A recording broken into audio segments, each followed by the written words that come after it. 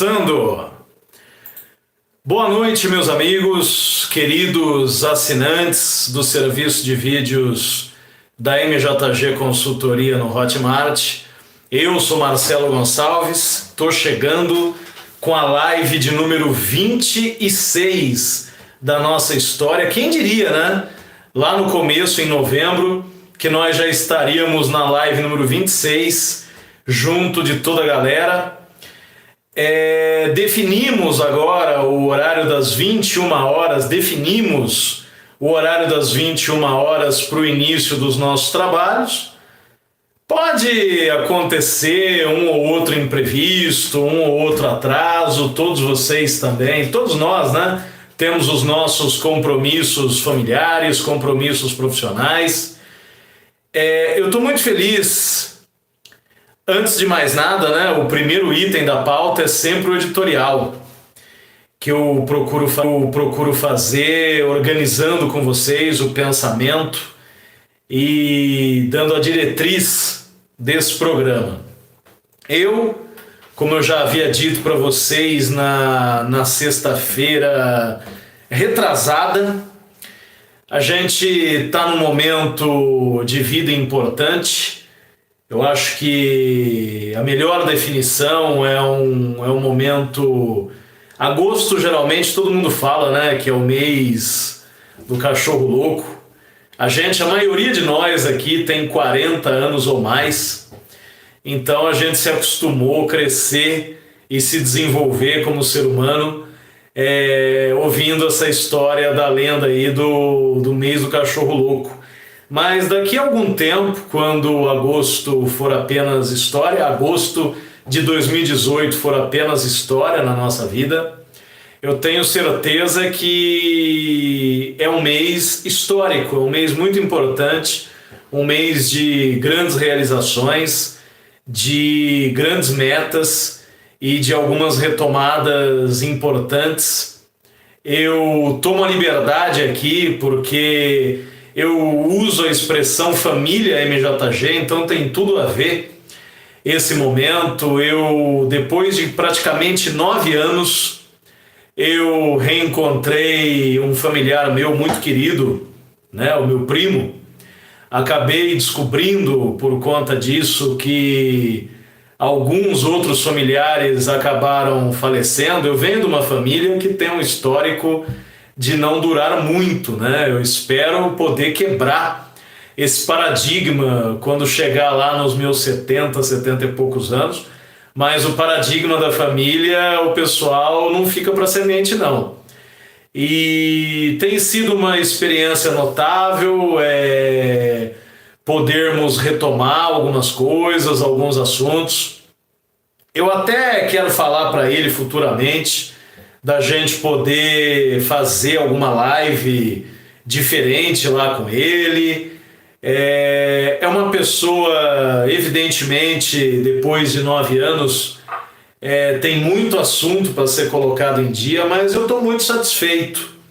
Por isso, é uma coisa que tem me feito muito bem e uma semana especialíssima por conta disso. Alguns outros objetivos também, algumas metas traçadas, finalmente começando a se concretizar. Eu fico muito feliz e certamente a gente vai ter novidades no serviço de vídeos da MJG acompanhando tudo isso daí.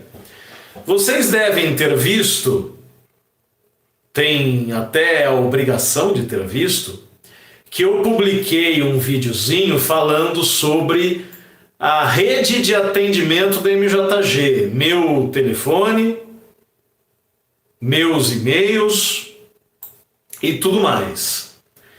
E a gente sabe que diante de serviços muitas vezes ineficientes, muitas vezes incapazes de suprir as nossas demandas profissionais, a gente tem que diversificar um pouco disso daí. Então, uma das maneiras que eu encontrei para poder atender a clientela da MJG da melhor maneira possível é fazermos um grupo no WhatsApp. E evidentemente, nesse momento, eu abro a palavra para que vocês possam... Quem que está hoje dando entrevista, meu caro André Leal?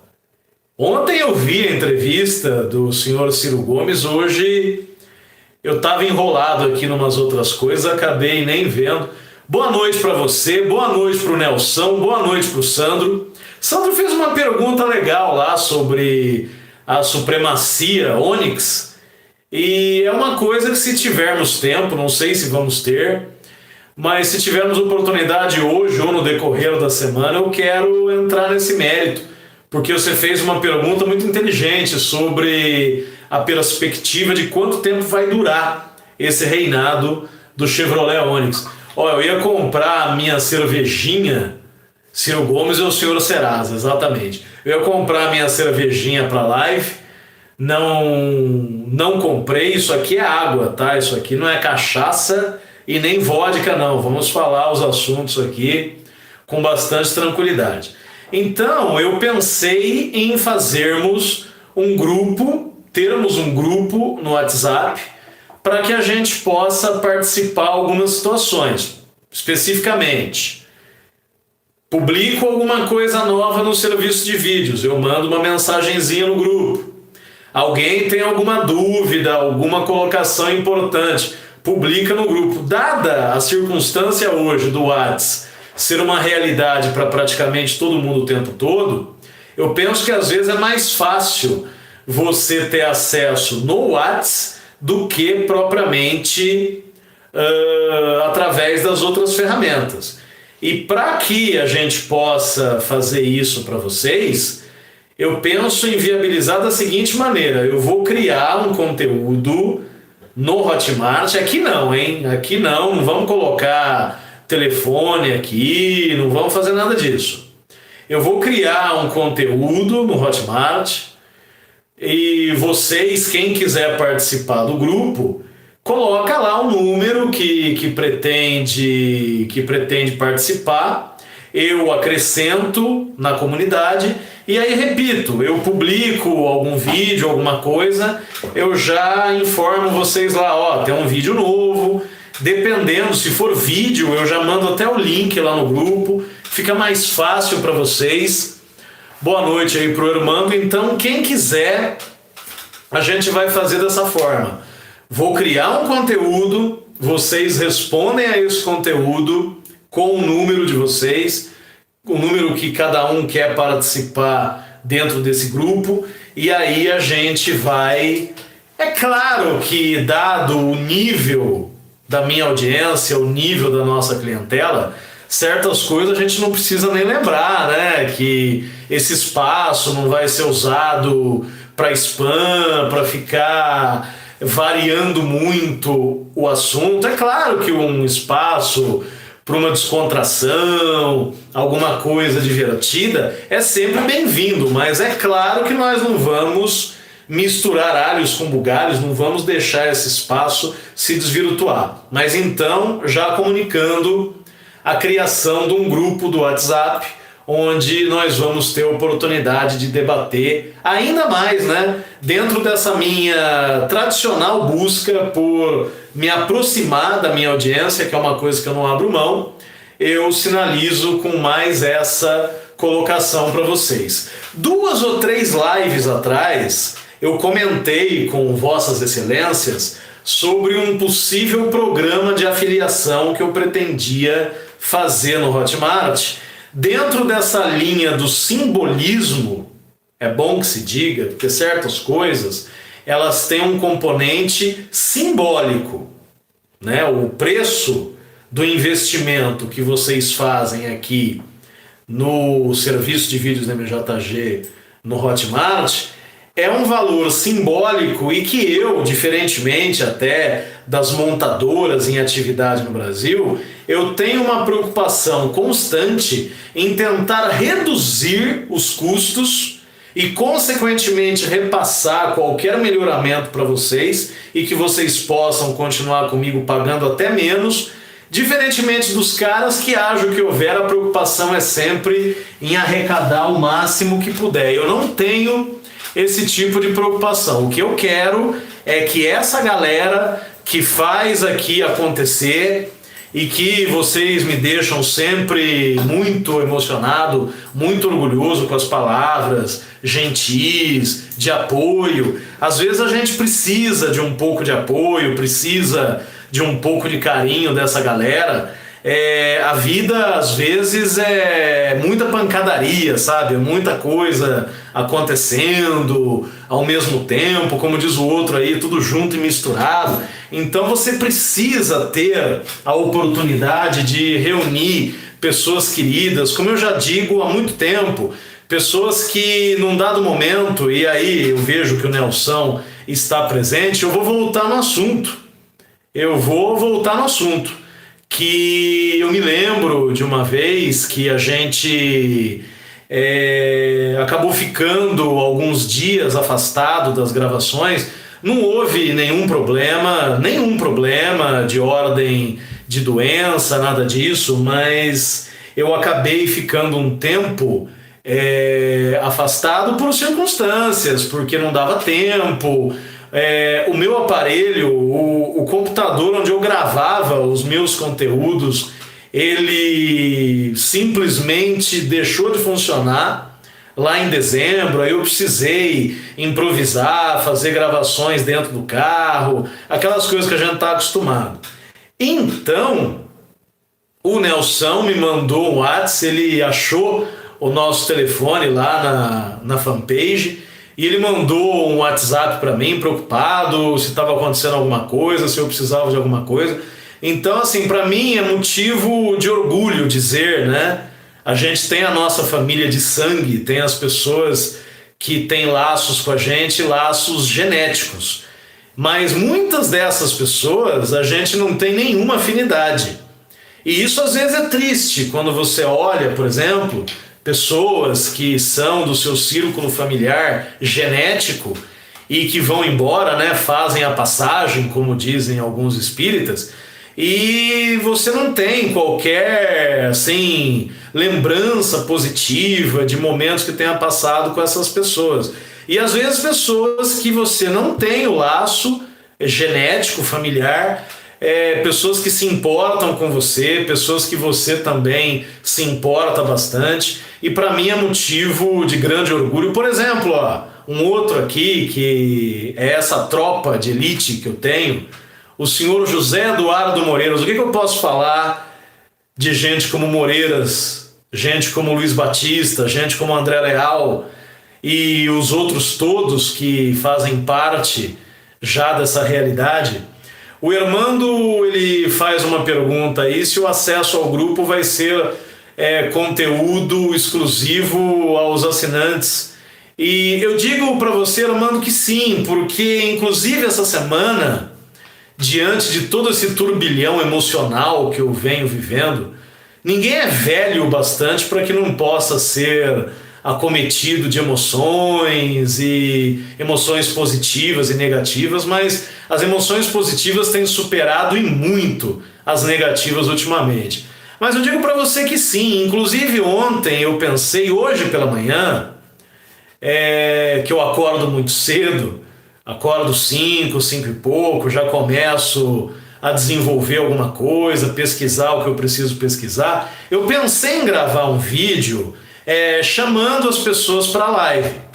Aí me ocorreu que eu já tinha um conteúdo publicado para os assinantes do serviço de vídeo do Hotmart, informando que a live era hoje, informando o horário, tornei pública a agenda do mês de setembro, inclusive a live 26, a live de hoje, a live do dia 14 e a live de hoje, elas não estavam previstas no script original. O script original de agosto previa 2, quinzenalmente, mas o sucesso, a resposta, a acolhida foi muito boa e a gente procurou fazer as 4 lives, toda terça-feira à noite, uma live para os assinantes. A sua pergunta se a participação no grupo ela é privativa aos assinantes, eu entendo que sim, porque o que eu vou disponibilizar no grupo, antes de mais nada, é conteúdo do serviço por assinatura. Então, se alguém não assina o meu serviço de vídeos, fica complicado a gente disponibilizar um conteúdo da galera que acreditou no trabalho do Marcelo, da galera que deu pra gente essa resposta. E eu repito, não é pelo valor financeiro, não é pelo valor financeiro. O grupo é muito pequeno, então a gente tem a obrigatoriedade de deixar muito claro que nós não estamos nos capitalizando por conta do Hotmart, o valor é muito irrisório. Eu quis, vamos dar uma bebericada na água, isso aqui, reiterando, para você que chegar agora, isso aqui é água. Numa próxima live não será mais, mas na de hoje é água. O que acontece?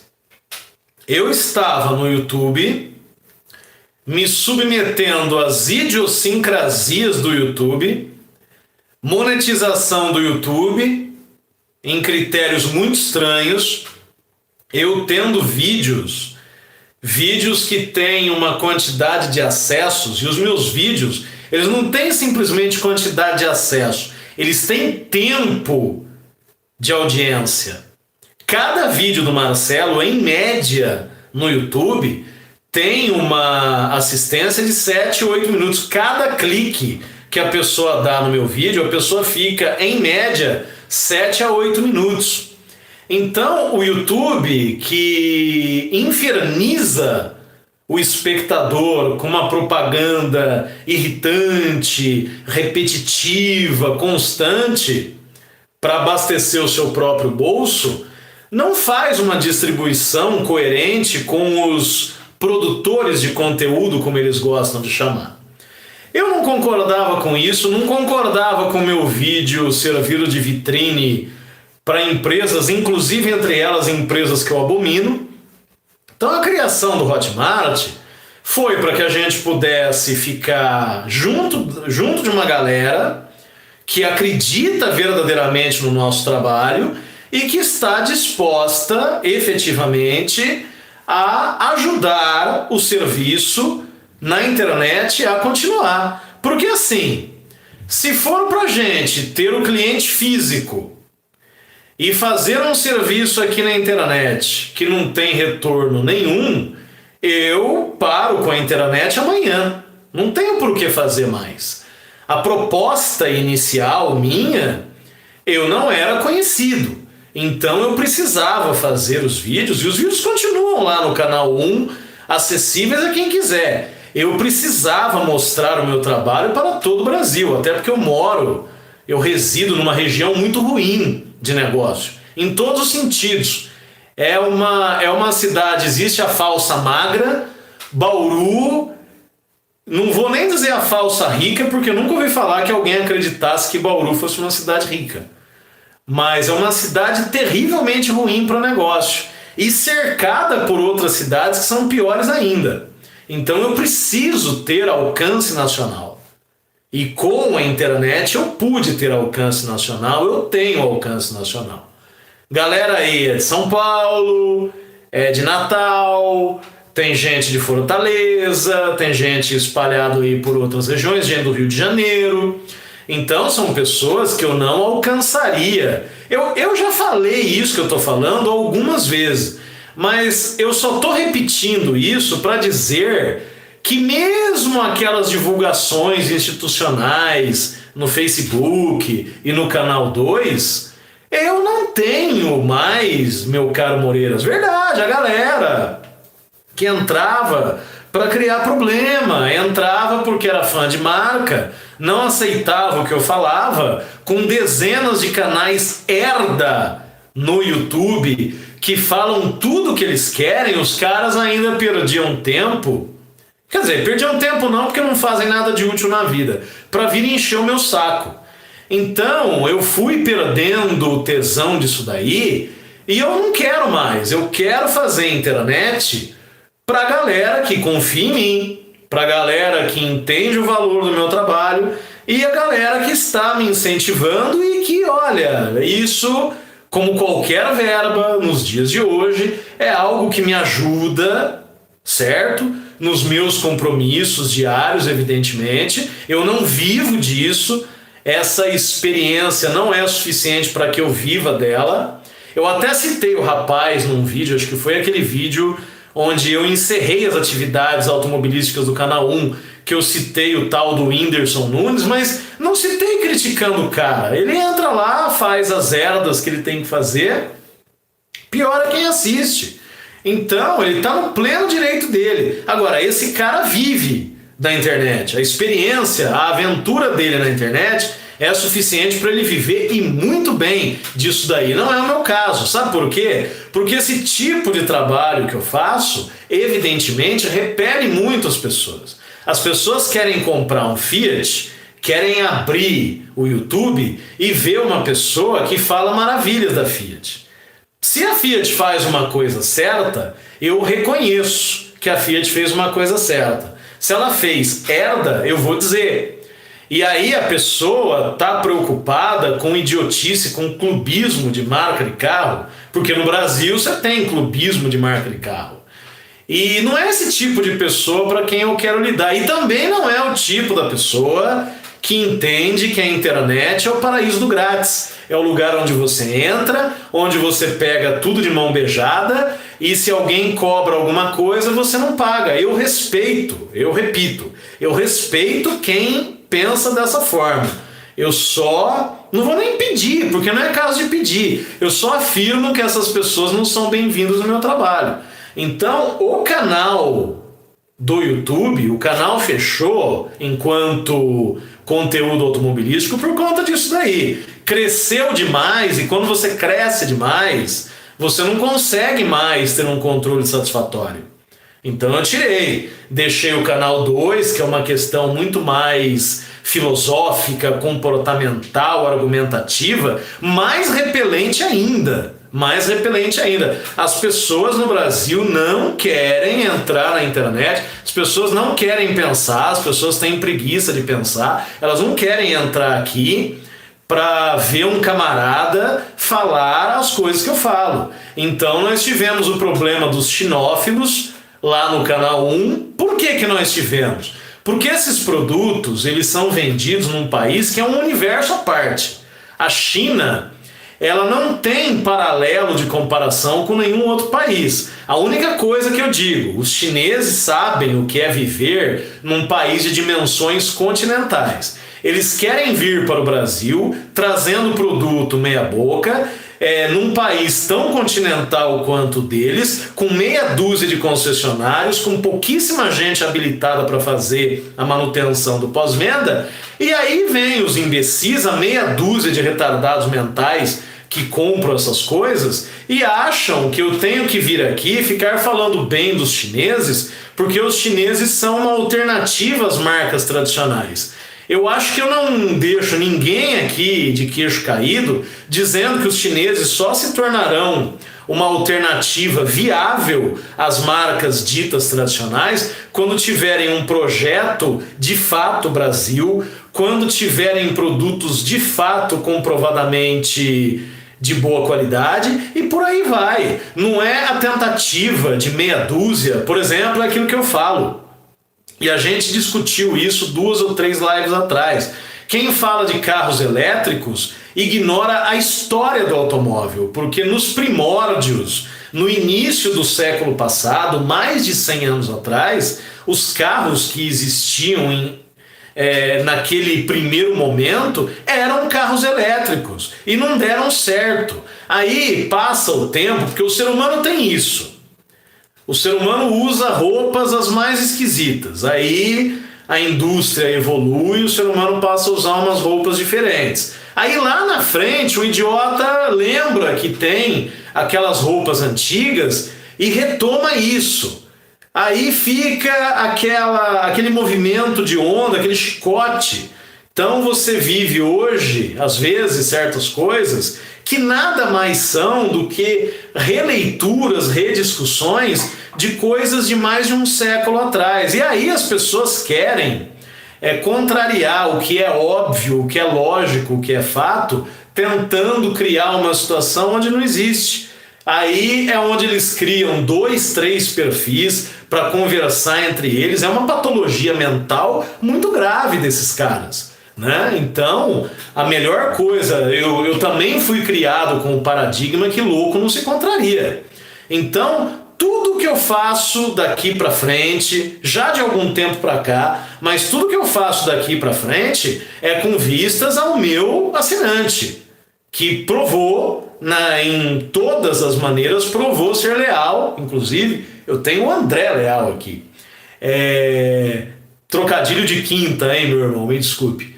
Mas o que acontece? Essas pessoas têm o direito de participar e de interagir e tudo mais. Aqueles que entendem, porque eu tenho vários contextos nessa história aí. Existem pessoas, eu não vou citar nomes por óbvios motivos, acho desnecessário. Quando eu criei o serviço pago, teve gente tão leal a mim, não era o leal, mas gente leal. E as pessoas me escreveram: olha, eu tô com uma dificuldade momentânea, mas eu vou assinar, eu vou participar, entendeu?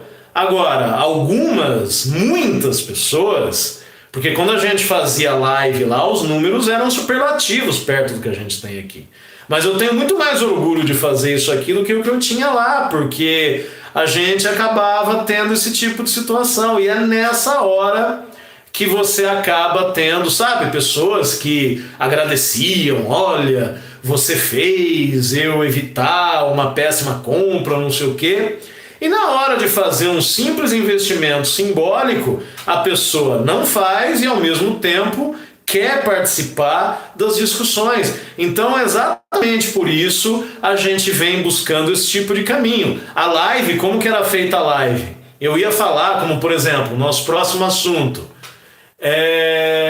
EcoSport no Brasil sem step.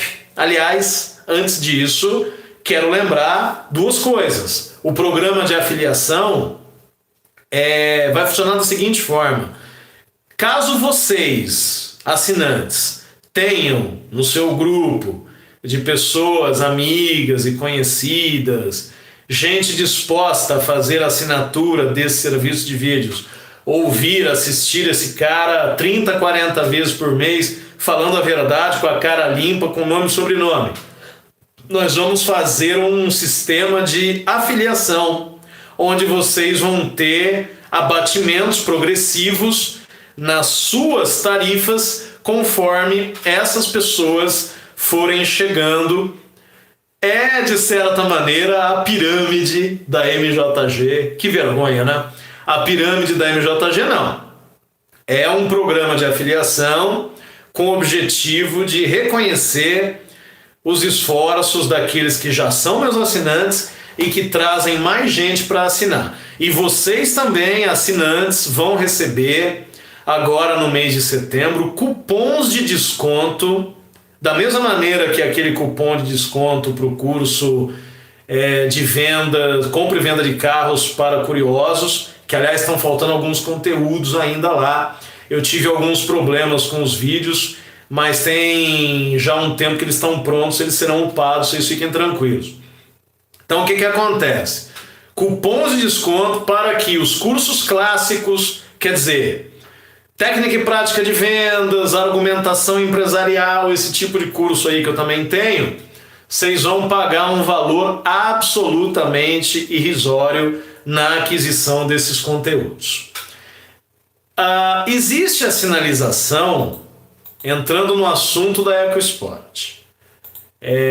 Sinalizaram que a Ford pretende lançar no Brasil a EcoSport sem step, da mesma maneira que em outros mercados. Eu vou inclusive, porque me parece que o link que eu mandei para vocês Me parece que o link teve algum tipo de problema, então eu estou vendo num outro lugar aqui. Vamos colocar na roda. Vamos, exatamente, meu querido Moreiras, a pirâmide esfarela, quebra, a MJG vai firme e forte seguindo esse compromisso. EcoSport sem step. Eu dou aí um minuto para que vocês comentem enquanto eu bebo minha aguinha, que a sede hoje é violenta, e depois eu retomo o assunto, que é outra coisa também que eu acho importante. Eu gosto sempre da participação dos amigos. O que vocês acham, EcoSport? Com step, sem step, nenhuma coisa nem outra, de qualquer jeito, e aí? Participem aí.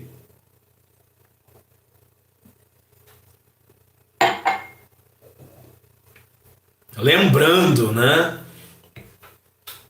Lembrando que a lógica, para quem não sabe, quando a EcoSport surgiu, um outro mercado, quando os senhores não respondem, eu vou responder a pergunta do Sandro, tá? Não plenamente, mas parcialmente. Você me perguntou se é possível que o Onix consiga comandar e dominar o mercado brasileiro por um período tão extenso quanto o Volkswagen Gol. Nós nunca podemos nos esquecer que cada momento do mercado traz uma particularidade. Então,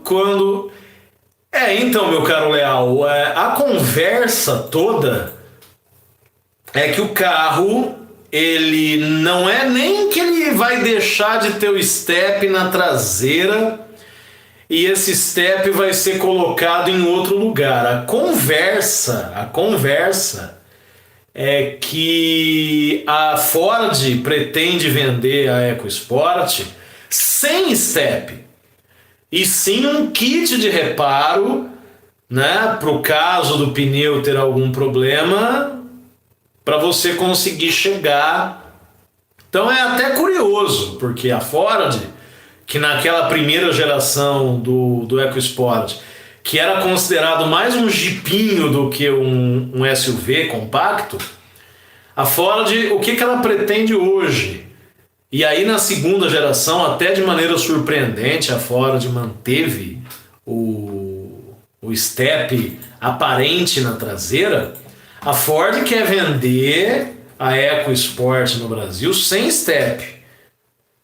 Se você adquire, o que você faz? Você tem lá um kit sobrevivência. Se acaso você precisar, o seu pneu furar, você usa esse kit, ele mantém o pneu com algum nível de calibragem, e feito isso, você consegue chegar até o borracheiro, chegar até o posto mais próximo, parar o carro num lugar um pouco melhor, esse tipo de coisa, né? Esse tipo de coisa.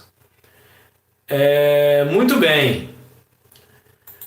O Sandro fez a pergunta e nós temos que lembrar, estou fazendo a junção entre os dois temas. Eu acredito que não, por vários motivos, né? O mercado brasileiro de hoje é bem diferente daquele que permitiu ao Gol ficar por quase 3 décadas ininterruptas na liderança. Por mais que o mercado brasileiro ainda seja muito atrasado comparado aos mais pujantes mercados globais, o mercado mudou muito, né? Hoje você tem um player que é a Hyundai, que era um player totalmente estranho ao mercado nacional 13 anos atrás. Você tem a Toyota militando aí no pelotão da frente, com boas perspectivas. A Toyota que 20, 30 anos no Brasil só tinha o Bandeirante, que não era carro para fazer volume. Você tem modelos, quando você pega a lista dos mais vendidos, né? Você tem um Renault Kwid, que sempre se destaca, né? Um produto de uma marca de origem francesa. Então o cenário do Brasil mudou muito. E o Onix, de qualquer maneira, ele que já conquistou em 2018 o seu tetracampeonato, sendo, portanto, depois de Gol e Fusca, o único carro que conseguiu dominar por mais do que 3 anos, o Onix supera o Monza. Olha o tamanho do nome Monza dentro da linha Chevrolet, da história da linha Chevrolet, né? Desses sedãs, como diria, parafraseando aquele narrador, esses sedãs maravilhosos, né? Então você tem Opala, Monza, Ômega, Vectra, Astra, evidentemente, né? Não posso deixar de citar. Então o que acontece? Esses caras acharam um meio de fazer do Onix um líder. Foi uma questão estudada, pensada, bem raciocinada, por sinal, muito bem raciocinada, por sinal, mas o futuro, sobretudo daqui a 2 anos, onde a Chevrolet sinaliza com uma geração absolutamente nova do Onix no Brasil, é um passo arriscado para se dar. Porque ao mesmo tempo em que muitas coisas já mudaram, o perfil do consumidor brasileiro é um perfil extremamente atrelado a paradigmas antigos, muitas vezes ultrapassados, e que tecnicamente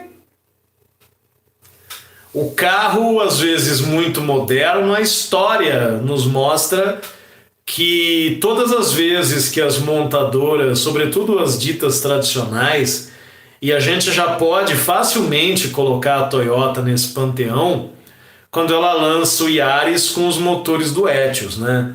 Quer dizer, no Brasil ninguém quer arriscar, o risco é uma circunstância desconfortável no Brasil.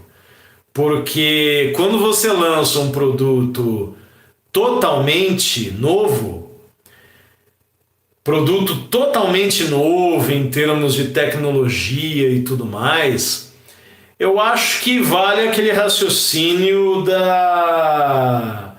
do próprio Cruze dentro da linha Chevrolet. O que o Cruze conseguiu? O Cruze Sedan dentro do segmento dele.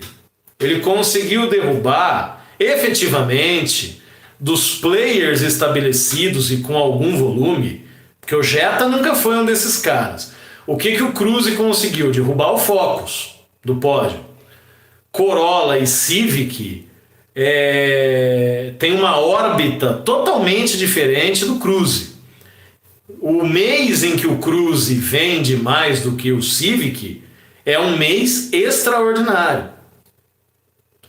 E em grande parte isso se deve ao fato de que a Chevrolet lança o Cruze com a motorização 1.8 Ecotec, 140, 144 cavalos, e aí ela parte para o sobrealimentado, para o turbinado, e efetivamente é um carro que tem uma tecnologia embarcada interessante, porém em nenhum momento foi um player, mesmo a rede da Chevrolet sendo quase 3 vezes a rede Toyota no Brasil, capacidade produtiva da Chevrolet e todos aqueles meus paradigmas, a Chevrolet não conseguiu colocar o Cruze numa colocação melhor do que o 3º lugar.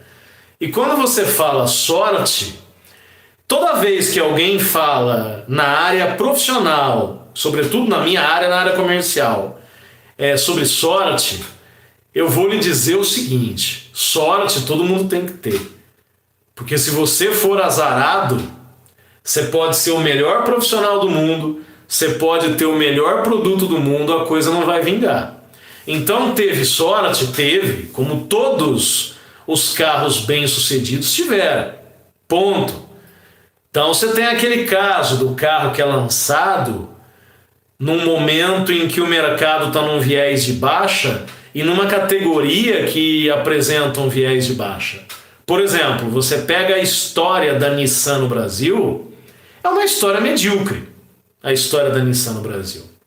Mas quando você analisa o Kicks, pensado num momento em que o mercado está ávido por consumir SUVs e crossovers, o Kicks tem um resultado dentro da linha Nissan que, por exemplo, você pega um Sentra que em dado momento na categoria era um baita de um automóvel bom e nunca teve esse tipo de resposta. O contexto do mercado, o que você chama de sorte, eu entendo que é a junção de você ter o produto adequado para o momento do mercado e para que ele se estabeleça dentro desse mercado. Porque o Onix, ele é a prova de que toda regra tem a sua exceção. Eu estou aqui falando que a Volkswagen não pode prescindir do Gol, que a Fiat não deveria ter prescindido do Palio, nem ter deixado o Uno do jeito que o Uno ficou. A Chevrolet, naquele momento, ela abre mão de Celta, que já tinha seus quase 15 anos de mercado com força. Classic, que era o Corsa, Astra, Vectra, Zafira, Meriva. Ela abre mão de uma linha de nomes consolidados no mercado para uma linha totalmente nova. Qual é o nome? Onix. Prisma foi aproveitado, é verdade, mas Cobalt não é um nome que traga uma memória de nada no Brasil. Aí você tem Cruze, que gerou inclusive a margem. Boa noite para o amigo William também. Que gerou a margem para aquele trocadilho, né, do Cruze Credo. O brasileiro adora fazer esse tipo de piadinha. E Spin, a Capivara, os caras tiraram um line-up que vinha dando certo, porque vez ou outra a Chevrolet conquistava um título anual entre as marcas, e geralmente com 2 modelos entre os 5 mais vendidos, porque o Celtinha ocupou isso aí por muito tempo. A Chevrolet abriu mão de tudo isso.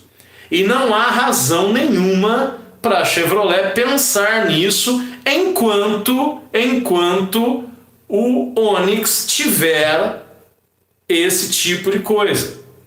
Enquanto ele for um player dominante da maneira como ele é atualmente, não há por parte da Chevrolet qualquer razão ou necessidade para colocar. Então isso é um ponto importante. Nós temos que considerar que o Onix é arrimo de família. Se não existisse Onix e Prisma, a Chevrolet evidentemente teria outro player no lugar. Ele alcança uma área muito grande, um perfil até vasto de consumidor. É uma coisa interessante quando você estuda esse sucesso do Onix, porque ele consegue atingir uma faixa de público maior do que a imensa parte dos seus adversários. Mas a gente falar sorte, eu acho sempre complicado, porque usarmos o termo sorte não é o caso de ninguém aqui. Mas usarmos o termo sorte, por vezes, pode ser compreendido como a tentativa de você diminuir o mérito. Falar, houve sorte. Mas se você pegar qualquer modelo que foi bem sucedido, de alguma forma ele teve sorte. Depoimento do meu querido André Leal. O marido da chefe teve problemas na viagem com o pneu furado porque o Mercedes não tinha step e o run flat não aguentou chegar ao borracheiro. Rico também toma na cabeça. Eu acho o seguinte também. Essa realidade que lembra outro paradigma meu. Tudo que a gente trouxer ou pensar em trazer para o Brasil, levando em consideração Europa e Estados Unidos, são duas realidades muito diferentes da nossa, em termos de clima, em termos de relevo. A Europa, você atravessa um país inteiro na Europa, é muito mais próximo. Você atravessa a Europa inteira tem o tamanho físico do Brasil, genericamente falando. Então, não é porque a coisa funciona na Europa que vai funcionar aqui. Outra coisa, Estados Unidos. É claro que esse tipo de fala, igual eu vou fazer aqui agora, não deixa de ser um conceito limitado. Eu reconheço plenamente. Porque é claro que a gente falar aqui, nos Estados Unidos todas as rodovias são boas. É mentira. Mas evidentemente, nós vivemos num país onde, onde grande parte das rodovias são péssimas. Então, quando você compara com os Estados Unidos, é claro que o camarada tem a perspectiva, é um país continental? Também é. Mas é claro que o camarada lá tem a sorte de estar num país muito diferente do nosso em todos os sentidos, em termos de infraestrutura, em termos de desenvolvimento. Então é claro que o cidadão dentro do território americano, ele está muito melhor servido, mesmo sendo às vezes uma grande distância que ele precise percorrer, mesmo tendo regiões mais desérticas, mais inóspitas. Mas é claro que ele vai ter, que é para onde esses automóveis são pensados, dá uma ajeitada aqui, que é onde esses automóveis são pensados, ele vai ter uma tranquilidade maior, ele vai ter uma assistência satisfatória, coisa que nós aqui não temos. Às vezes, mesmo no estado de São Paulo, que sem qualquer demérito aos irmãos dos outros estados, mas pensando o estado como um todo, o contexto, São Paulo tem uma estrutura para a realidade brasileira razoável, você já tem regiões aqui no estado, você pega o Vale do Ribeira, eu acho que não há ninguém aí do Vale do Ribeira. Quando era no Canal 1, como tinha mais gente, talvez tivesse. Mas o Vale do Ribeira, a estrutura é precária. Então, se você tiver com um carro desse, num lugar desse... É por isso que eu falo que no Brasil, quando se pensa muito em melhoria de tecnologia, você tem que pensar que não tem gente qualificada para lhe atender depois. É como pós-venda, exatamente, desses caras. Você pega, hoje com a internet, né, com o YouTube da maneira como a gente sabe, brasileiros que vivem no primeiro mundo, as realidades, as alegrias e as tristezas, mas em termos de estrutura, a lógica que os caras têm. Quer dizer, enquanto aqui nós continuamos com esse inferno dessa conversa, dessa maldita placa do Mercosul, lá fora, por exemplo, nos Estados Unidos, o cidadão adquire a placa para ele.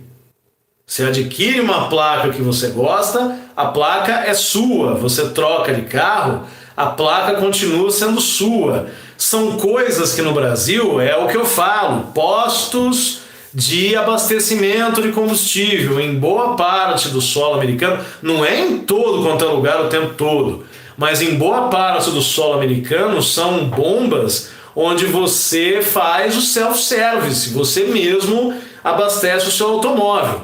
Tenta imaginar, tenta algumas pessoas que você conhece no seu trabalho, na escola, na família. Tenta imaginar no Brasil uma rede de postos, ter a ideia, implementar a ideia, uma que nem pode, porque também tem sindicato, mas uma dessas empresas lançar postos de abastecimento onde se faça o self-service. O que vai acontecer? Dali a 2 horas nem bomba nem bomba de abastecimento vai restar. Os caras vão roubar, acho que até o teto do posto, se tiverem oportunidade. Aliás, outra triste realidade brasileira, igual o William está dizendo, é uma lástima. E quando falamos em Transamazônica, falamos de uma coisa absolutamente antiga. É um problema antiquíssimo no Brasil. Mas o cidadão, ele está... Eu vou fazer piada com coisa séria, tá? Porque eu perco amigo, mas não perco a piada. Você imagina o caminhão de cerveja tombando na pista, mas não precisa ser cerveja. Claro que cerveja é um extremo. Vou falar que se eu estiver perto, até eu vou lá pegar um fardinho. Que sacanagem, que coisa horrorosa, que falta de ética, senhor Marcelo Gonçalves. Mas assim, a carga lá tombada, às vezes o motorista agonizando dentro da cabine, ferimentos, e os camaradas levando o que podem da carga embora, se for carga alimentícia, de uma forma geral. A gente ri, meu caro William, para tentar tornar o ambiente desse tipo de situação mais leve. Quem é caminhoneiro, quem já foi caminhoneiro, policial rodoviário, sabe do que eu estou falando.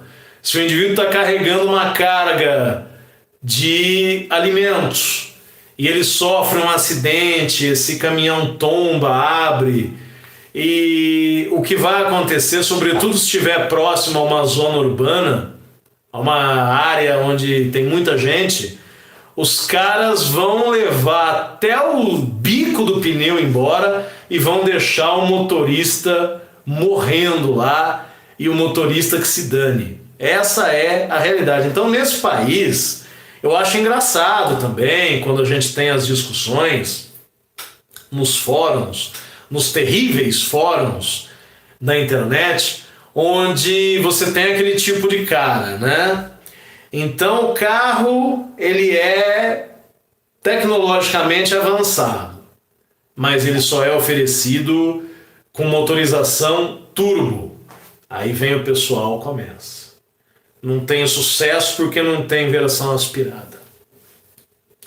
Aí uma montadora lança o carro com uma versão aspirada, uma versão intermediária. Caso do Polo, por exemplo, né? Tem 1.0 aspirado, 1.6 aspirado MSI e o 1.0 TSI, que é uma gracinha esse motor. O que acontece? Como diria a falecida Hebe Camargo, uma gracinha. O que acontece? Aí vai o pessoal lá. Não devia ter 1.0. Não devia ter 1.6. Não devia ter o turbo. Não devia ter não sei o quê. Pô. Então, nesse país é muito complicado. E o Onix, que reina absoluto, ele vai ter esse problema, porque se ele mudar mesmo de geração de forma drástica, como foi sinalizado, ele pode perder consumidores fiéis, consumidores que hoje são entusiastas disso. Aí vai começar aquela conversa que a geração nova desvaloriza o Onix da geração velha, todas aquelas idiotices que nós conhecemos muito bem. Muito bem. Então, EcoSport sem step, eu particularmente acho um produto bem mais palatável. O que não é viável, não é porque é bom na Europa, é bom nos Estados Unidos, nós temos que ter sempre o raciocínio que leva ao entendimento feito de forma composta. O avião não decola por um único motivo e nem cai por um motivo isolado. Então, o sucesso de um carro, o insucesso de um carro, as coisas que podem funcionar. Porque assim, o camarada entra no concessionário para comprar um automóvel, ele tem toda a oportunidade de perguntar o que ele quiser, ele não pergunta. O vendedor, de sua parte, às vezes recebeu um tipo de treinamento e não está errado, para falar o mínimo possível para não atrapalhar o fechamento. Aí o camarada comprou a EcoSport. Dali 6 meses, ele pega uma chuva torrencial, ele nunca leu o manual desse automóvel, porque eles não leem o manual. Outro dia teve um desses fóruns aí que o André Leal me obrigou a ver, e o idiota lá, ele tinha falado que o Versa, não era o Marcha, Versa dele, era 1.8. Nunca existiu Marcha ou Versa 1.8. O cara é tão despreparado, tão burro, que o cara tem um carro que ele não sabe sequer qual é o motor do carro dele. Aí você vai vender para essa turma um carro que não tem step. Tenta imaginar. Cidadão, no dia seguinte, entra no Facebook, coloca um daqueles textos. Eu vou até dar andamento. A Ford do Brasil é uma merda. Comprei EcoSport, veio sem step. Você perguntou durante o processo de compra essa particularidade? Você procurou se inteirar da coisa? Você vai gastar... Tem gente que consegue pagar 100 mil reais numa EcoSport. Você vai comprar um carro desse, você nem vai se ater ao fato de que esse carro não vai ter step. Isso é o brasileiro. Isso é o brasileiro. Então você pode esperar, se a Ford, porque a Ford do Brasil toma decisões inacreditáveis. Se a Ford lançar esse carro, podem me cobrar. Hoje é dia 28 de agosto, são 22 horas, você pode me cobrar. O que vai acontecer? Você pode ter 20 amigos no Facebook, você vai achar um que tem o amigo do vizinho, do pedreiro, que comprou a EcoSport sem step. Aí o cara furou o pneu, o cara tava com a família dentro do carro e não sei o que. A Ford é uma vergonha, reclame aqui, vai lotar. Então, se eu fosse parte do conselho da Ford do Brasil, eu diria uma coisa muito simples. Assim, entendam, amigos. Eu sei que vocês estão num outro nível de entendimento, mas entendam. Eu sou contra, inclusive porque eu entendo que num país desse não dá para você oferecer isso, mas não é só pela ignorância do comprador que vai trazer problema para a marca. É pelo fato de que no Brasil isso não é viável. Não é inteligente. É um tiro no pé se a Ford lançar o produto dessa forma. Mas além desse detalhe, eu estou dizendo para vocês, vocês podem escrever, vocês podem me cobrar. Se realmente a Eco vier sem o step, o que vai ter de idiotas reclamando e dizendo que vão processar a montadora e não sei o que lá mais, vai ser uma tragédia. Vai ser uma verdadeira tragédia. Aí a Ford pode, depois de muito tempo, né, muitas décadas, juntar as coisinhas dela, vender as instalações e ir embora do Brasil. Porque se fizer isso, no Brasil terá problemas seguramente. Falando em Brasil, falando em Argentina, que infelizmente o Brasil não evolui. Hoje existe uma coisa no Brasil que não existia antes, que é a pulverização. Mas o Brasil não evoluiu, em hipótese alguma. A Argentina caiu demais. A Argentina tinha modelos muito bons, modelos inclusive para quem gosta e para quem pode, modelos esportivos, modelos civis mais equipados, preços mais competitivos. Mas a galera achou jeito de... Porque tudo de pior que existe no Brasil é modelo para quem ainda não faz aqui na região. Então, por exemplo, o estado do Paraná, vizinho nosso aqui, o estado do Paraná cobrava uma alíquota de IPVA, essa vergonha chamada IPVA. O Paraná cobrava uma alíquota que era metade da cobrada aqui em São Paulo, que levava, inclusive, muitos moradores do estado de São Paulo a emplacar os seus automóveis no estado do Paraná. O Paraná já corrigiu esse erro. O Paraná hoje cobra tanto quanto São Paulo. O Paraná tem praças de pedágio em rodovias lixo custando os olhos da cara. Então, o mau exemplo, ele frutifica e ele gera parceiros e descendentes com muito mais facilidade do que o bom exemplo. E a Argentina é o mesmo raciocínio. O mercado argentino era um oásis para nós quando estudávamos os mercados latino-americanos há questão aí de 10 anos. Carros que não vinham para cá, o Corvette, por exemplo, vendido na Argentina há muito tempo. E hoje é um mercado tão lixo quanto o nosso, o país numa recessão tão ferrada quanto o nosso e perspectivas tão ruins quanto as nossas. Inclusive, o item de número 4, evidentemente, governos do Brasil e da Argentina, dois lixos, se é que são governos, fecha um acordo que padroniza regras de produção de carros. O ministro do Desenvolvimento do Brasil e o ministro da Produção da Argentina assinaram aí o documento. Houve uma cerimônia e tudo mais. Apenas para que os senhores tenham uma ideia do que eu quero dizer, para a gente não se alongar muito nesse assunto, que eu quero focar um pouco mais nos ciclos financeiros aí. A primeira consequência imediata disso, eu vou localizar aqui para vocês. A primeira consequência seria válida a partir de 2019 na Argentina a obrigatoriedade do controle de estabilidade.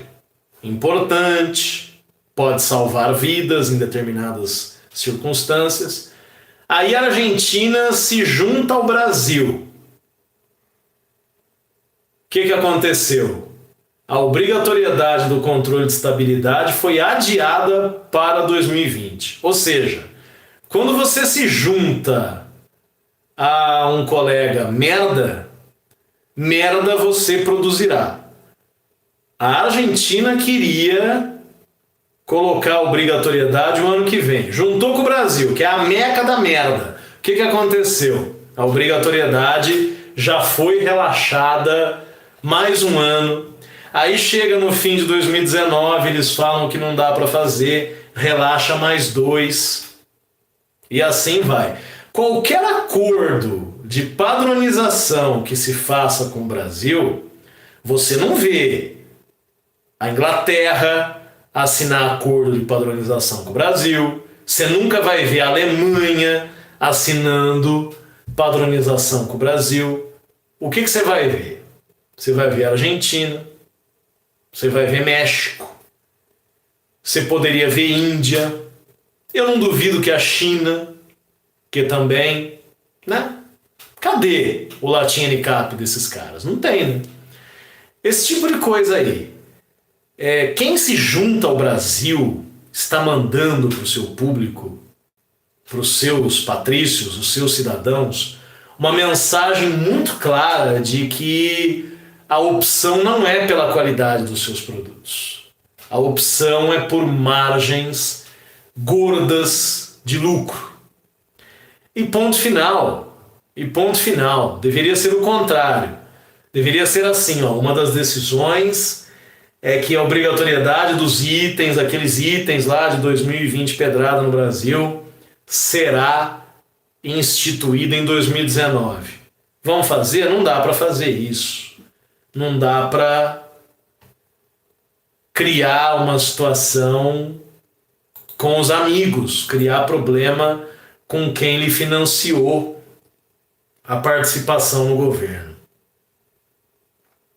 Antes de falarmos do famigerado ciclo Toyota, vocês viram lá no conteúdo que eu tirei um print da tela do site da Renault e da proposta da chamada Troca Fácil Renault e as condições nas quais o produto é oferecido. Eu vou localizar aqui no site deles para ficar mais fácil. Eu vou localizar no site deles essa condição, para que os senhores tenham uma base. É uma coisa absolutamente terrível. Vamos chegar lá.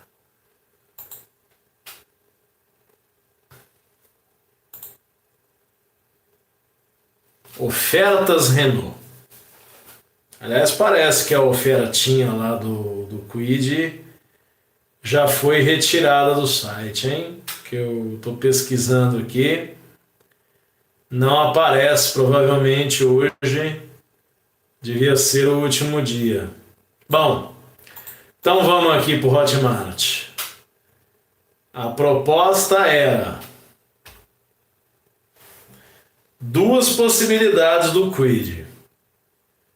R$ 32.490 o Kwid Life, que é o de entrada, ou entrada de R$ 100 mais 36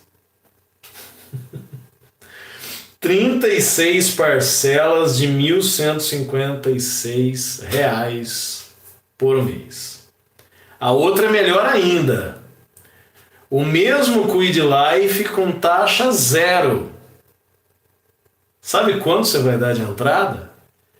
R$ 27.490. Você vai financiar R$ 5.000. Sendo que esses R$ 5.000 serão 36 parcelas. A vista tá curta já. 36 parcelas de R$ 164. O que leva os seus R$ 5.000 financiados a custar no fim do plano R$ 5.904. Porque no Brasil a taxa zero, ela não é zero. Ela não é zero. O Brasil é assim. Vamos ver aqui o que tem de comentários. O que tem de comentários? Com certeza, meu caro. Com certeza. Exatamente. Então, olha só. Modalidades de compra de carro no Brasil. Você vai para o consórcio. O consórcio tem uma jogadinha de nome, porque no geral a jogada é de números mesmo, como essa daí. No consórcio, a jogadinha de nome. Como assim, Marcelo? Simples. Você já ouviu falar milhares de vezes que no consórcio você não paga juros. Aí você tem uma taxa de administração, não é juro, é taxa de administração, que dependendo do bem, da administradora, das circunstâncias, vai girar entre 12, 13 a 25, às vezes até 30% do valor.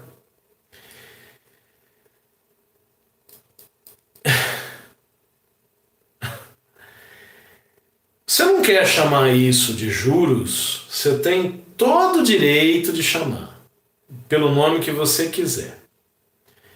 Você quer dizer que o percentual é muito menor do que a modalidade CDC? Você não está mentindo.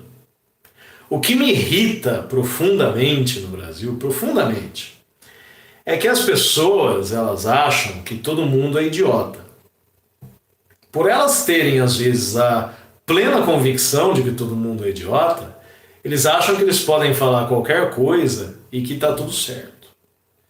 Eu mostrei nesse espaço aqui, nesse mesmo espaço aqui que nós estamos, que os camaradas eles trazem um produto da China que supostamente ajuda a economizar energia elétrica.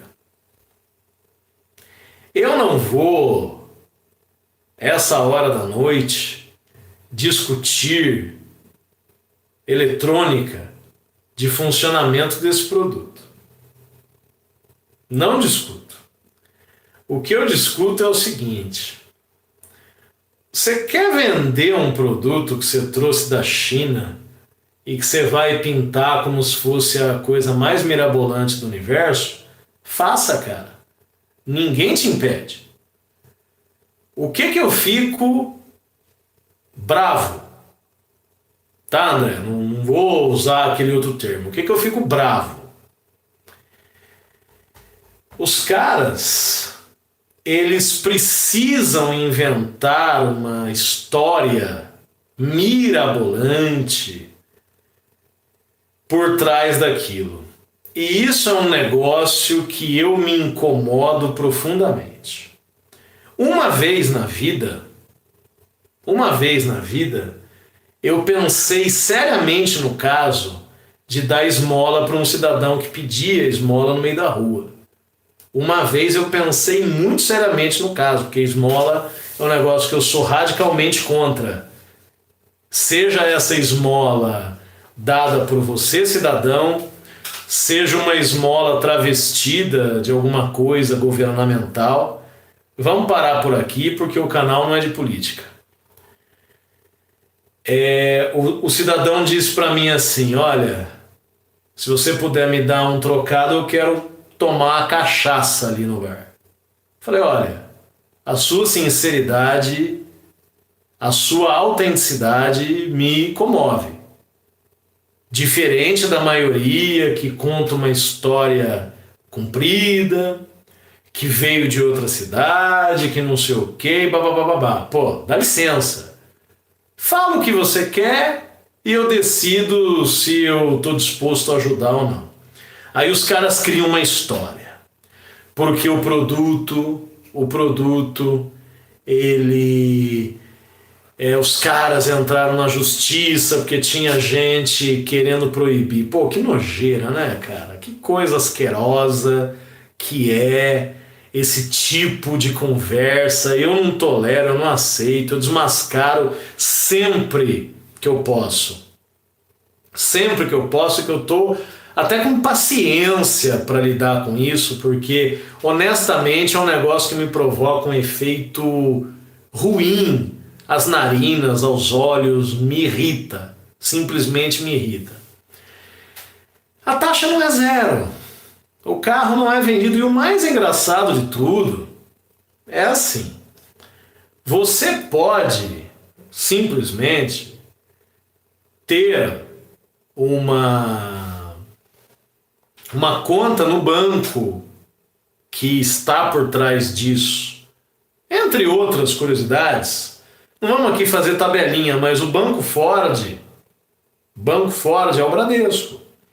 Né? A Ford não é uma instituição bancária. É chamada de Banco Ford, mas quem está por trás é o Bradesco. Essa meia dúzia que domina o mercado financeiro nacional. Então, se você tem uma conta no Bradesco, para que você vai pagar uma taxa de cadastro se você já tem cadastro no banco? A coisa já foi inúmeras vezes declarada ilegal, os caras obrigados a devolver o dinheiro para a pessoa que fez o financiamento. Só que, evidentemente, que a justiça brasileira, que é uma maravilha, composta de gente extremamente competente, está muito atribulada resolvendo certo tipo de problema todo dia. Então não dá para os camaradas fiscalizarem isso e pacificarem nos tribunais superiores a ideia de que se você, empresa financeira, cobrar uma tarifa de cadastro abusiva e sem sentido, Aliás, o Sandro está falando aí, houve um momento do mercado nacional, porque o momento agora é uma draga tão violenta que não dá para fazer isso, mas houve um momento do mercado nacional onde a TAC, taxa de abertura de cadastro, tarifa de abertura de cadastro, custava quase R$ 2.000 em determinadas instituições. Então o que acontece? Os tribunais superiores tinham que determinar, né, uma súmula vinculante. De hoje em diante, se cobrar, vai ter que devolver 5 vezes o valor cobrado indevidamente. Mas para isso não há tempo, não há vontade.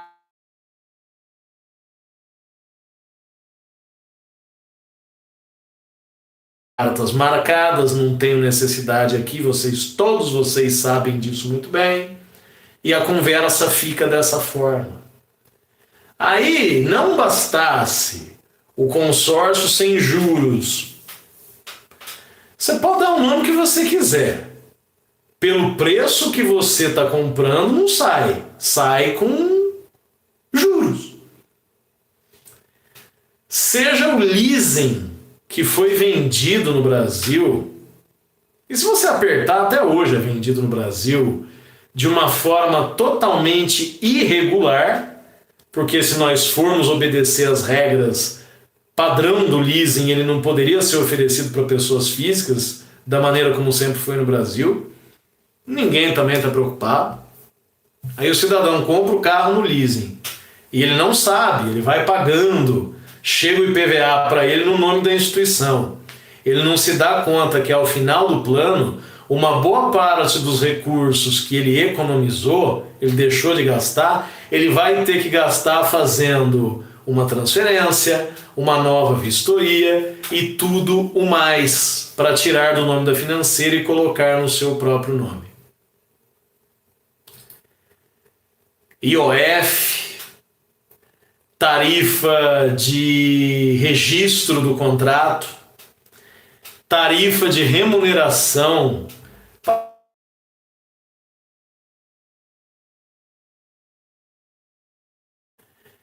Mas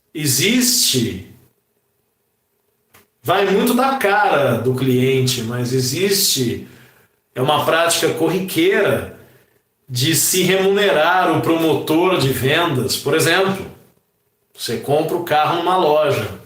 A remuneração do vendedor da loja, você pagaria de qualquer forma, você está comprando o carro. Mas dentro do financiamento, às vezes na hora de compor o valor, ainda tem lá tarifa de remuneração do vendedor. O Sandro perguntou aí, existe, veja bem, o consórcio, ele tem uma garantia do regulador, que é o Banco Central, mas é uma garantia limitada. E assim, evidentemente que essas empresas, na hora que convém para declarar que quebraram, que faliram, que fecharam as portas, é uma questão complicada. Via de regra, muita gente já tomou na cabeça por conta disso. Mas há uma certa proteção por parte do Banco Central, que é quem controla, quem fiscaliza esse tipo de coisa. Gente, o que o ciclo Toyota, como é que é o negócio aqui da Renault, que eu esqueci o nome? O Troca Fácil, Renault, tem da Volks, tem de todas. Qual é a lógica disso daí? Você ficar amarrado para a marca para sempre, porque você entra num mecanismo que você não consegue sair. Você não consegue sair. Agora, alguém que se digna a pagar R$ 27.500 em cima de um Kwid que custa R$ 32.500 e vai se dignar a financiar R$ 5.000 para encher barriga de pançudo, é um negócio impressionante, né? É um negócio impressionante. Você está com esse dinheiro guardado, provavelmente em 3, 4 meses você junta o restante. É uma coisa surreal você dar aí um valor de mais de 80% do carro. Vou fazer uma conta besta aqui.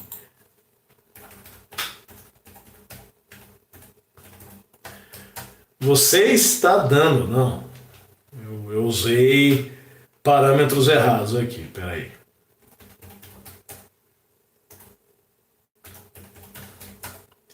Você está dando de entrada 84,6% do carro. Olha que sentido que pode fazer uma coisa dessa. Esse pessoal é muito louco, né? Realmente a ganância é um negócio que superou qualquer limite. O sistema de troca fácil, recompra programada, ciclo e o diabo a 4. A lógica é sempre assim, ó, você dá 30% do valor, você paga parcelas supostamente reduzidas, e aí depois de 3 anos você volta na montadora e pode usar a diferença de valor do seu Renault usado como entrada do Renault Zero, ou quitar a parcela residual de 35% do automóvel e ficar com ele. Mas se você pensa que a coisa para por aí, não é só isso. O seu carro, para que ele possa entrar no negócio, ele precisa obedecer a um conjunto de condições de uso e de manutenção muito, muito, muito específicas. Eu vou tentar localizar para vocês aqui as condições para essa recompra que tornam a coisa toda extremamente irracional. Porque se você é um cara que praticamente não usa o seu carro, qual é a necessidade? Eu bati aqui, né? Se você é um cara que praticamente não usa o seu carro, que necessidade você tem de trocá-lo desesperadamente? Nenhuma, né? Você está com um carro praticamente novo na mão. Aí você vai e entra num sistema desse, onde as condições são absolutamente terríveis. São absolutamente terríveis, mas não se esqueça que para que você possa sair desse mecanismo, você está lá com os seus 35% do carro pendentes para você pagar. Não se esqueça disso. Não se esqueça disso. Eu vou ler para os senhores.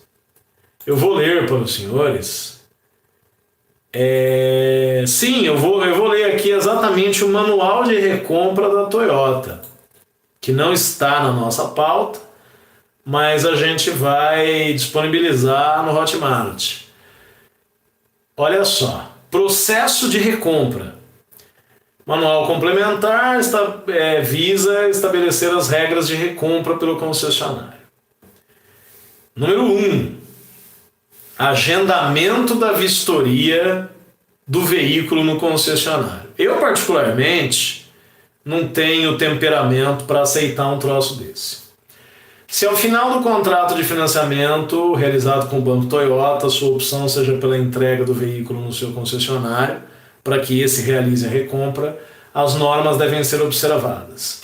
Para que seja possível a recompra, manifestar sua intenção entre 60 e 30 dias antes da data de vencimento da parcela residual, a fumadona lá dos 35%, levar o veículo para avaliação na mesma concessionária em que o veículo foi adquirido, com no mínimo 10 e no máximo 25 dias antes do vencimento do residual. Condições gerais para recompra pelo concessionário. Você vê se esses camaradas lidam com um consumidor que tem vergonha na cara. O veículo deve preencher os seguintes requisitos: ótimo estado de conservação e manutenção. Quer dizer, não há nada mais vago do que isso. A pintura deve ser original do veículo e bem conservada. Todas as peças e acessórios devem ser genuínos e em ótimo estado de funcionamento. Documentação do veículo em dia sem nenhuma pendência. Aí eu concordo plenamente. Limpo interna e externamente para avaliação e com combustível suficiente para pequenas manobras.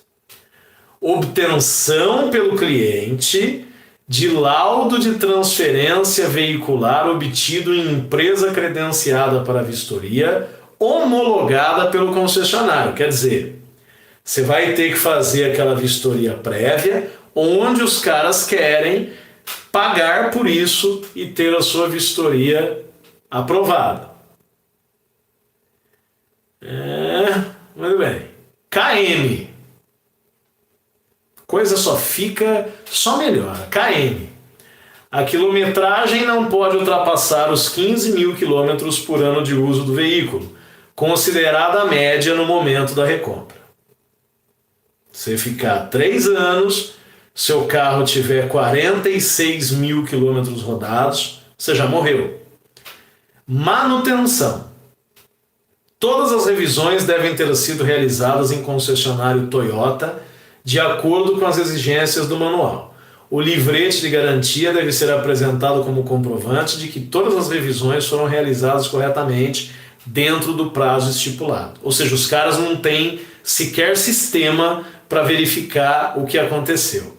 Eu estou me contendo, eu sei que muitos de vocês assistem a live com os filhos, com a esposa, e muito me orgulha isso, transmitir a minha mensagem para tanta gente.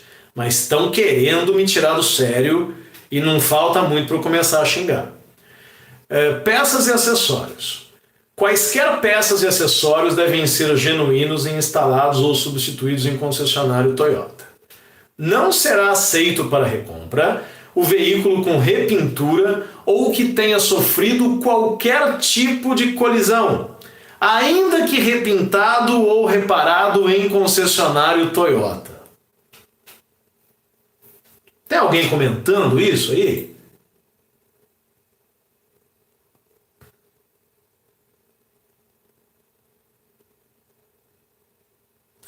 O Leal havia... Leal, eu não vi essa mensagem, sério mesmo. Riscos e amassados. Então ele explica aqui, ele estipula um critério que o veículo deve ser entregue ao concessionário em perfeito estado de conservação, sendo admitido somente até 2 riscos de até 5 centímetros por peça e até um amassado de até 5 centímetros por peça. Tendo risco ou amassado acima disso, adeus, recompra.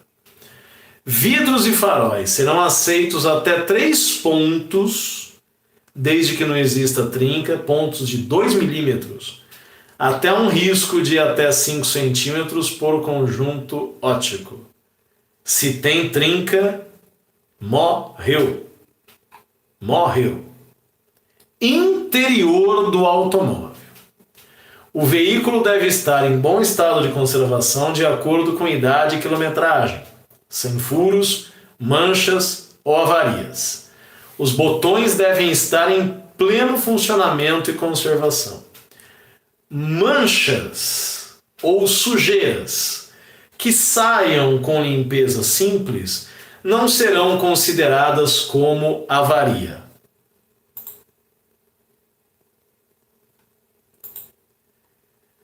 Os senhores estão me tirando do sério?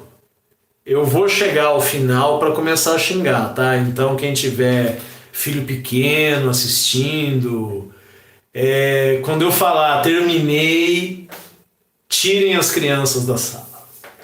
As rodas. As rodas devem estar em boas condições e serem originais, admitindo-se apenas riscos de até 5 centímetros, um amassado de até 2 centímetros na borda da roda. Se deu aquela raladaça na guia, já morreu. Pneus. Todos os pneus deverão ter profundidade de sulcos acima de 3 milímetros. Todos os pneus deverão ser da mesma marca, tipo e dimensões dos originais e de acordo com as especificações do manual do proprietário. Não serão admitidos pneus de marcas, tamanhos ou especificações diferentes no mesmo veículo, ainda que de acordo com as especificações do manual do proprietário.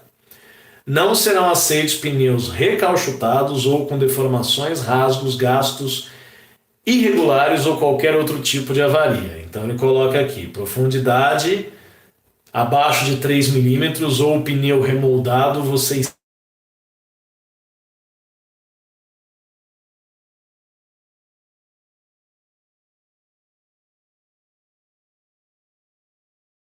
no término do terceiro ano. Ele está com 40 mil rodados.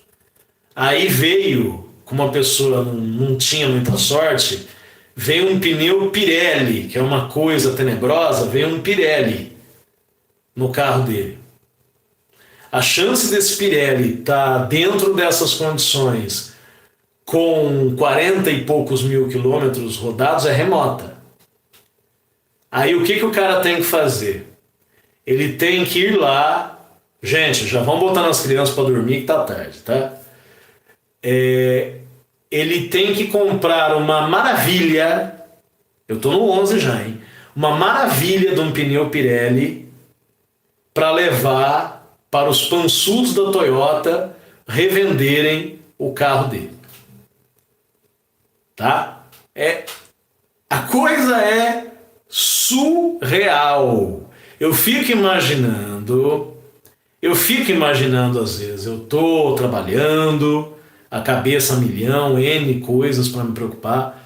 Eu fico imaginando uma marca dessa fazer uma coisa dessa nos Estados Unidos com o cliente norte-americano. Aí é onde eu falo, né? Se a gente quer imitar os países desenvolvidos, tínhamos que começar pelo que eles têm de bom.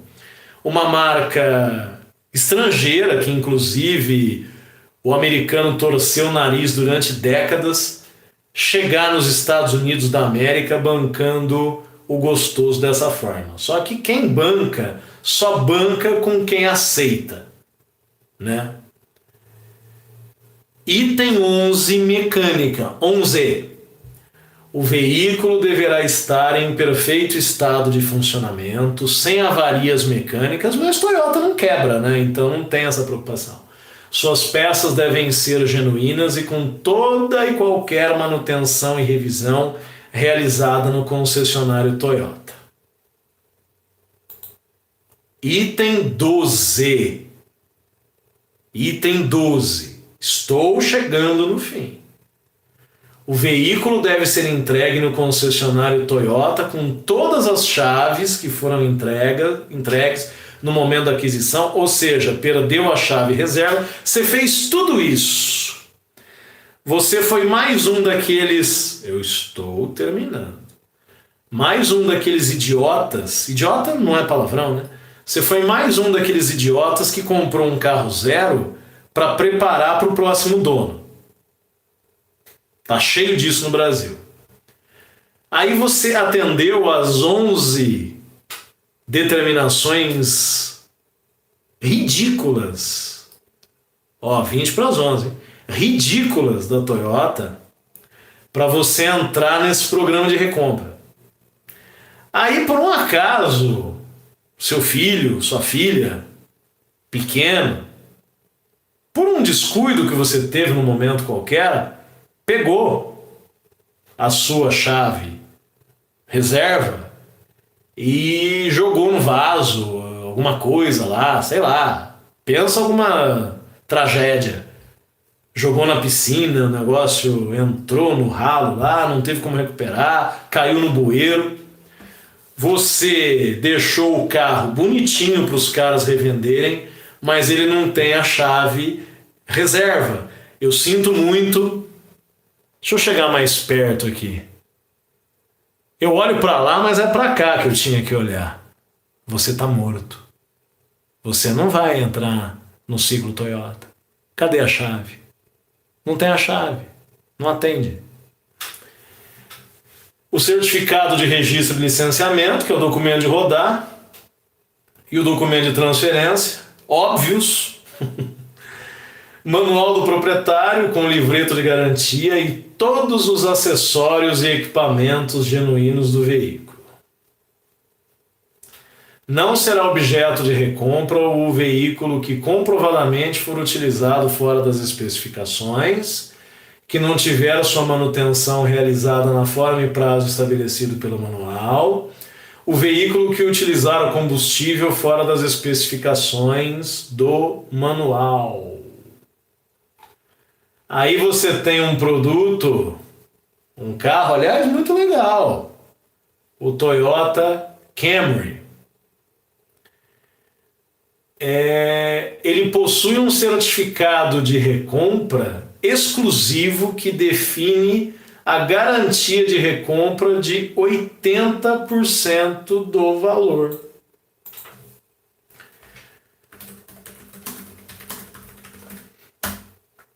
Eu dei para os senhores todo o tempo possível para que os senhores providenciassem que as crianças... Já está muito tarde para a criança ficar assistindo o meu programa esse horário. Meu programa nunca funcionou esse horário. É pela primeira vez hoje.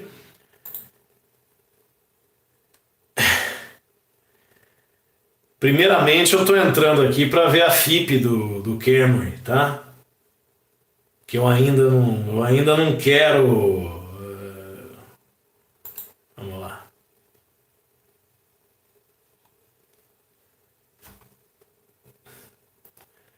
O Toyota Camry 2017 boicotaram, velho. Eu olhando aqui a tela do notebook e tava reconectando a câmera.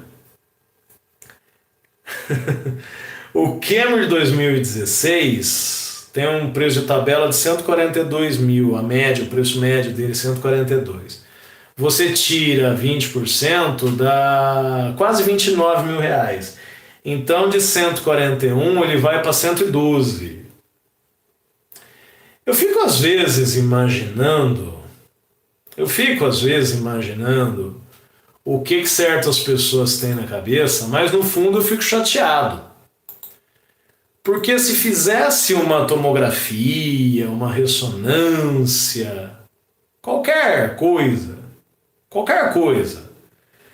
numa pessoa que se dispõe a comprar um carro 0 quilômetro nesse país para ser escravo de montadora, porque ele já é escravo de pagar o que paga no 0, mas ele vai comprar o 0 para ser durante toda a experiência de propriedade, ser escravo dessa merda, que os caras não têm a capacidade de repor os airbags lixo que eles colocaram nos carros e que causaram inclusive mortes no mundo civilizado, onde eles já foram obrigados a tomar providência e onde o lixo da empresa de airbag faliu, mas não faliu igual aqui. Porque aqui você leva à falência a sua empresa hoje e abre outra amanhã com outro nome. A empresa vai à falência, os teus empregados, se acaso você tinha, eles caem na rua da amargura e você ostentando aí, andando de Camry, de repente na rua, ou coisa melhor. Quantos empresários que você sabe que estão falidos e que moram muitíssimo bem, andam muitíssimo bem e não acontece absolutamente nada? Eu acho que tudo que eu mostro nesse espaço é a resposta do porquê que nós somos a republiqueta de bananas que nós somos. Uma coisa dessa, eu repito, uma coisa dessa no mundo civilizado não dá. Quem de vocês lembra? Eu vou mudar drasticamente de assunto. Verdade, Nelson? Eu vou mudar drasticamente de assunto. Quem de vocês aí se lembra aquela história do Kia Picanto GT? Quem se lembra, levanta a mão. Não vai fazer igual o português, né? Levanta a mão, digita aí. Eu vou esperar quem se lembrar do Kia Picanto GT, para eu poder dar continuidade. O William lembrou. A Kia conseguiu, no intervalo de 3 meses, vender as 100 merdas que ela trouxe para o Brasil. Então, o que aconteceu? Para recordar, para refrescar a memória de todos. A Kia trouxe um Picanto 1.0 aspirado. É o Hyundai, que é o primo, né? É o primo do Kia Picanto GT. Um Picanto sem qualquer melhoramento mecânico, de motor, de nada. Ela trouxe esse carro custando 60 mil, 60 e poucos mil reais. Havia perspectiva de cobrança de ágio. Não é piada, não. Os caras conseguiram vender esse lixo em 3 meses, 65, né? Os caras conseguiram vender esse lixo em 3 meses. Você faz a Kia, a quantidade de concessionários que ela tem, eu não vou conseguir acessar minha planilha aqui agora, mas em 3 meses a Kia encontrou 100 indivíduos que compraram essas unidades. Então o ciclo Toyota, ele está estabelecido no mercado. Porque o Toyota não quebra, não é assim? Toyota tem revenda, mas vai ter revenda para quem? Para o concessionário, espertão, que vai pegar esse carro por um valor surrealmente baixo, porque o Leal fez uma leitura corretíssima. Ué. Se eu tenho um carro, a precificação de um automóvel, ela atende, como tudo na vida, ela atende a um conjunto de perspectivas e circunstâncias. Meu carro é pouco rodado, rodou mais em rodovia do que em cidade, as revisões foram feitas, que tipo de motorista eu sou, evidentemente tudo isso vai precificar o automóvel. É onde eu digo, você às vezes compra um carro 10 mil reais. Entre essa semana e a próxima, eu espero ter tempo para fazer uma série sobre o Astra, porque já fez 1 ano das modificações mecânicas iniciais. Eu quero revisitar tudo isso. Espero que me sobre tempo. Ele foi comprado muito abaixo do valor dele referencial, 40% abaixo do referencial. Mas o carro demandava inúmeras manutenções. Então, precificação é uma coisa complexa. Agora, como é que o camarada que fez tudo isso, que deixou o carro do jeito que o mercado quer para recompra, ele faz um anúncio no jornal, ele vê um amigo que trabalha com financiamento, se for preciso, e ele vai revender esse carro para alguém sem problema nenhum. Isso aí, quem se submete a esse tipo de coisa é tão sem vergonha e mau caráter quanto essa turma aí. Aliás, essa turma só é assim aqui porque aqui pode. Onde não pode, a conversa é em outro tom. Agora aqui, nós somos a Toyota. Nós somos a Toyota. E mesmo quem não tem este paradigma, atua da mesma forma. Como, por exemplo, a própria Peugeot aí, numa das tentativas inócuas de melhorar as coisas para a Peugeot no Brasil, eles tentaram aí fazer umas coisas que absolutamente, né? E olha, meu caro William, que o Up, embora não seja carro para custar o que custa, ele, comparado com o Picanto GT, ele era uma máquina absurda de boa. Gente, com gente assim, eu não me disponho, isso é um compromisso. Eu já falei, eu estou chegando na zona doenta, então eu não posso mais me dignar, passar nervoso por qualquer coisa. Eu não discuto com essa galera. O camarada que faz esse tipo de coisa. Você sabe, Sandro, que aqui na região eles fazem, porque há um paradigma, por exemplo, o cidadão. Não, isso não.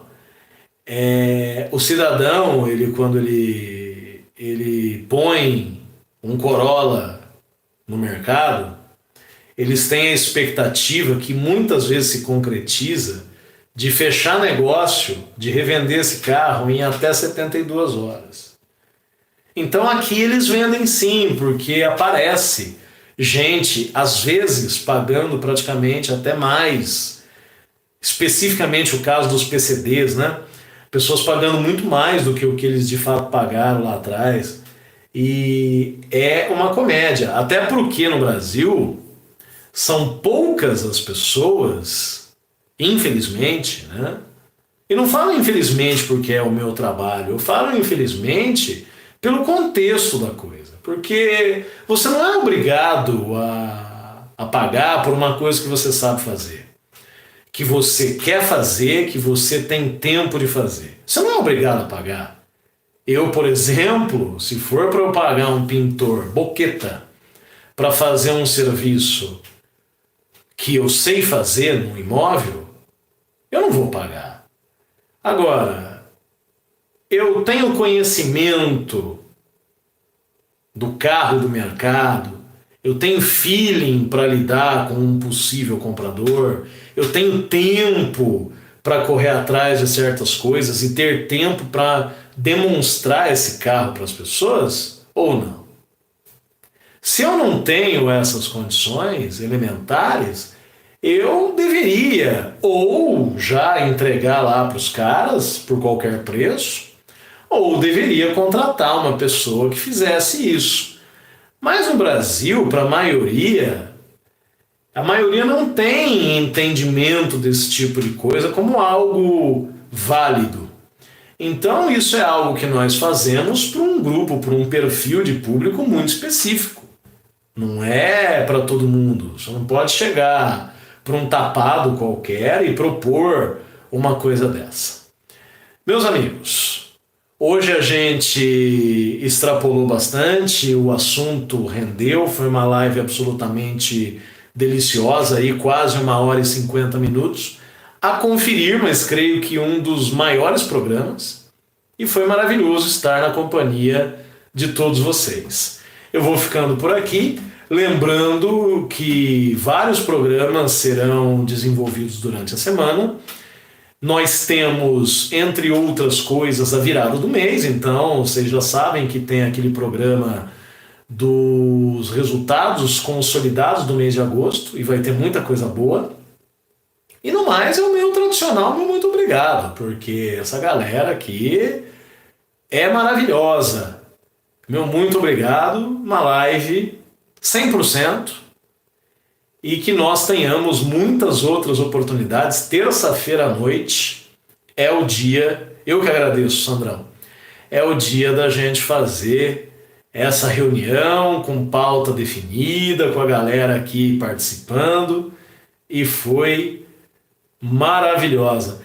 O Luizão chegou depois, eu não tinha visto, até porque o sono já está bem avançado. Mas recompra de Sherry deve ser um negócio muito engraçado. Boa noite a todos e até a próxima. Mandando aqui por mensagem. Vamos que vamos, gente. Até mais.